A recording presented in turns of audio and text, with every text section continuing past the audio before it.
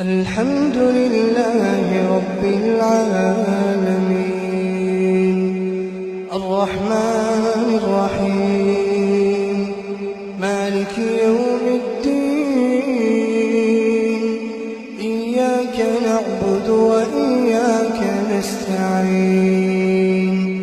اهدنا الصراط المستقيم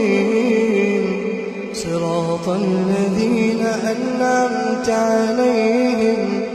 غير المغضوب عليهم ولا الضالين آمين. كنتم خير أمة أخرجت للناس تأمرون بالمعروف وتنهون عن المنكر وتؤمنون بالله ولو آمن أهل الكتاب لكان خيرا لهم منهم المؤمنون وأكثرهم الفاسقون لن يضروكم إلا أذى وإن يقاتلوكم يولوكم الأدبار ثم لا ينصرون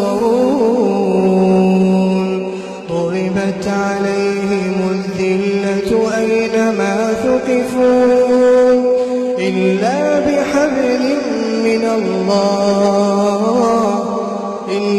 بحبل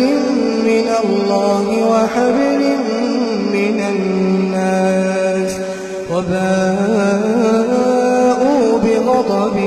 من الله وضربت عليهم المسكنة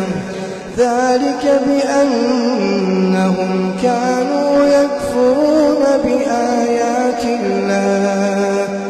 ويقتلون الأنبياء بغير حق ذلك بما عصوا وكانوا يعتدون